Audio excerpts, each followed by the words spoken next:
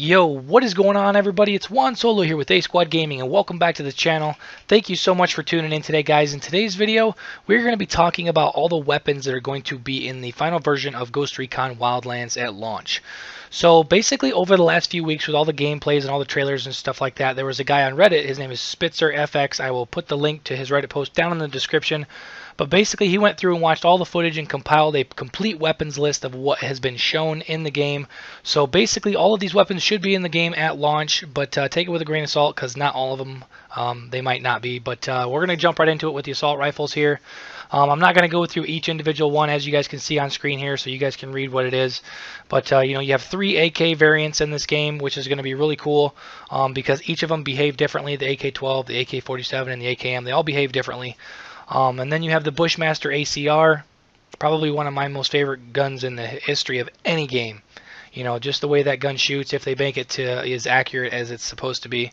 And then you have, down there the FAMAS, another great gun. I'm not sure if they're going to do a burst version or a full auto version, or you're going to be able to switch between the two. And then you have the SCAR H, very, very powerful weapon. It does shoot a little bit slower than some of the other assault rifles, but is very, very powerful. And then you have the his or hers AK-47, which is a unique weapon. I'm going to touch on those a little bit in another video, but basically those are variants, a little bit of variant of the initial AK, that it has a couple different stats, but then you cannot mod it, so you cannot swap out attachments on that weapon. And then you have the G36C, the PDW, the L85A2, all really, really good assault rifles. And then the next page here, continuing, you have the M4A1 and the M4A1 Tactical. And like I said, you cannot swap out parts on a unique weapon.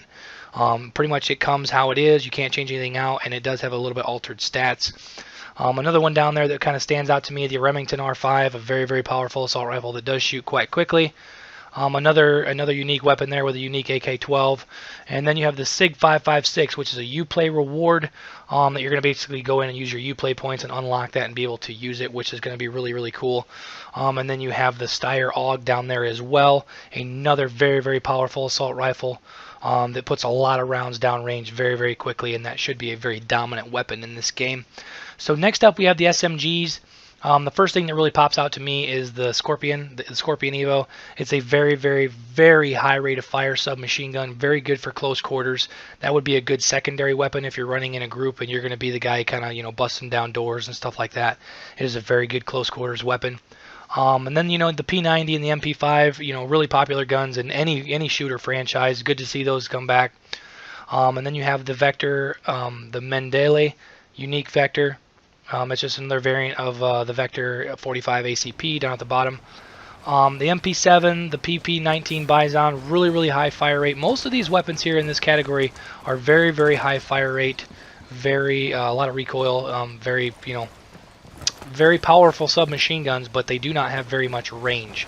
So you're going to want to use those in very, very close quarters, or you're not going to win too many gunfights and stuff like that. So moving on to the next category here, we're going to be talking about the LMGs. And basically the LMGs, being in an open world environment like this, it's going to be, if you're going up against a lot of enemies all at once, a light machine gun is very going to come in handy because you're going to not have to reload, take time to cover and reload and stuff like that. So you have the 6P41, which I'll be completely honest, I have no idea what that weapon is. And then you have the unique 6P41, which, like I said earlier, you cannot mod that, and I'm assuming it's going to have maybe a little bit more damage, a little bit more bullet penetration, stuff like that. Then you have the M249, which is a very, very popular light machine gun in a lot of Call of Duty games and a lot of other first-person shooters. The MK48, another very, very powerful light machine gun.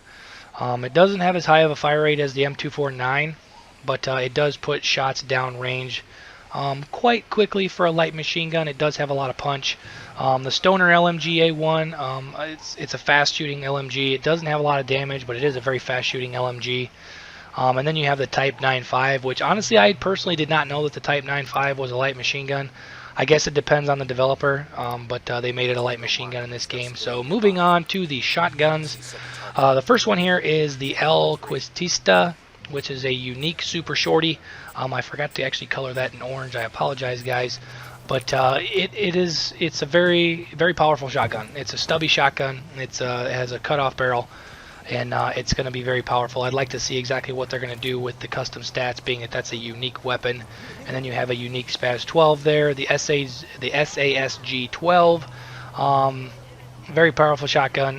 Like I said, a lot of these shotguns, close quarters only. You know, I'm not sure if they're going to have the ability to put buckshot or slugs in them. Obviously, you're going to gain a little bit of range with a slug, but most of the time it's just going to be strictly close quarters. So moving on to the sniper / marksman rifles. So the first one here, the Dragunov. If you guys have played any first-person shooter, you know what the Dragunov is. The G28. Honestly, I've not really seen that in too many games. I think it's a marksman rifle. And the KAC SR25, very powerful sniper rifle. And then you have the Lanza Sagrada, which is a unique Dragunov, which should be really, really cool to see how that works.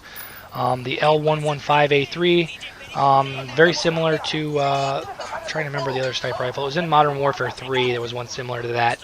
The M14 EBR, very powerful marksman rifle, probably one of the most notorious and I guess you could say beloved marksman rifles in the history of games, being the M14.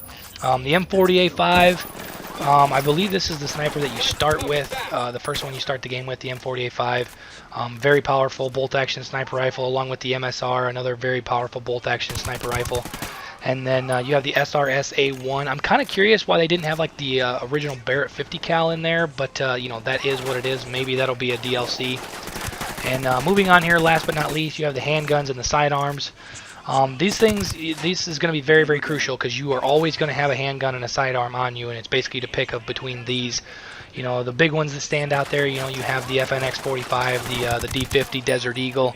Very, very, very powerful handguns there. The classic M1911. You can't have a first-person shooter without the third-person shooter, first-person shooter, tactical shooter.